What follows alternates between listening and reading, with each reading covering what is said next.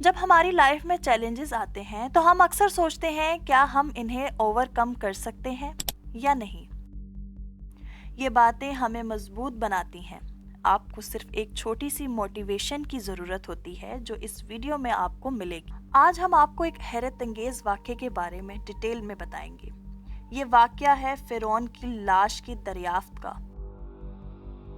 جو ایک چھوٹی سی چوری کی وجہ سے ہوئی۔ جی ہاں، ایک چھوٹی سی چوری جس نے دنیا کے سب سے مشہور فرعون کی لاش کا راز فاش کر دیا۔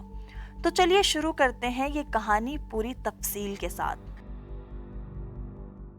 چور کا قصہ۔ یہ واقعہ ہے 19 سینچری کا۔ ایک چور نے کچھ مقبروں کو توڑنا شروع کیا۔ وہ مقبروں کی قیمتی اشیاء اور سونا چرا کر بیچنا چاہتا تھا، لیکن ایک دن اس نے ایک مزید گہری سرنگ میں دیکھا۔ اس چور نے اس سرنگ کے اندر جانے کے بعد جو دیکھا، اس کے بعد وہ اپنے ہوش کھو بیٹھا۔ وہاں ایک پرانا تابوت موجود تھا جو کسی عام شخص کا نہیں تھا۔ چور نے تابوت کو دیکھا اور اس میں رکھی ہوئی چیزوں کو دیکھ کر سمجھ گیا کہ یہ کسی خاص شخص کا مقبرہ ہے۔ چور نے اپنی چوری کی ہوئی چیزوں کو بیچنے کی کوشش کی، لیکن ایک تجربہ کار تاجر کو اس چور پہ شک ہوا اور اس نے فوراً حکومت کو اس بات کی اطلاع دی۔ اس کے بعد ماہرین کی ایک ٹیم آئی۔ وہ ٹیم اس مقام پر گئی اور اس مقبرے کا گہرائی سے مطالعہ کیا۔ یہ مقبرہ فرعون کا تھا۔ یہ دریافت دنیا بھر میں سنسنی خیز بن گئی۔ فرعون کا نام سنتے ہی ہم سب کے دماغ میں ایک بار اور تکبر حکمران کا تصور آتا ہے، لیکن اس کے ساتھ ساتھ اللہ کی پکڑ کا منظر بھی آتا ہے۔ قرآن پاک میں فرعون کا ذکر مختلف جگہوں پر آیا ہے،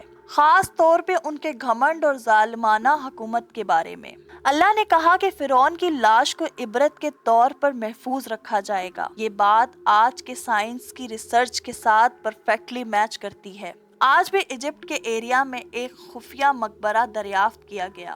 وہاں 1888 فرعون کی ممیوں کا پتہ چلا جو بہت اچھی کنڈیشن میں تھی۔ یہ ڈسکوری پوری دنیا کے لیے ایک بڑی خبر تھی۔ سائنٹسٹ نے اس پر کام کرنا بھی شروع کر دیا۔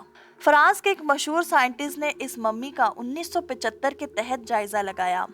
اس کا ایکس رے اور میڈیکل ٹیسٹنگ کے ذریعے یہ پتا چلا کہ فرعون کی موت پانی میں ڈوبنے کی وجہ سے ہوئی۔ یہاں تک اس کے گردوں میں پانی اور نمک کے اثرات بھی پائے گئے۔ جس سائنٹسٹ نے اس پر ریسرچ کی وہ یہ سب جان کر حیران ہو گیا۔ قرآن میں اس بات کا ذکر پہلے سے موجود تھا۔ اس بات نے اس سائنٹسٹ کو قرآن اور اسلام کی طرف متوجہ کیا اور انہوں نے اسلام قبول کر لیا۔ آج بھی فرعون کی ممی ایجپٹ کے کائرو میوزیم میں رکھی گئی ہے، جہاں لوگ اسے دیکھنے آتے ہیں۔ یہ لاش نہ صرف سائنس کا ایک شاندار ونڈر ہے بلکہ عبرت کا بھی ایک ذریعہ ہے۔ فرعون کی یہ کہانی صرف ہسٹری کا حصہ نہیں بلکہ ہمارے لیے ایک سبق ہے۔ یہ ثابت کرتا ہے کہ اللہ کی قدرت سب سے اونچی ہے اور جو شخص اپنے گھمنڈ میں اللہ کے نظام کو چیلنج کرے گا اس کا انجام فرعون جیسا ہوگا۔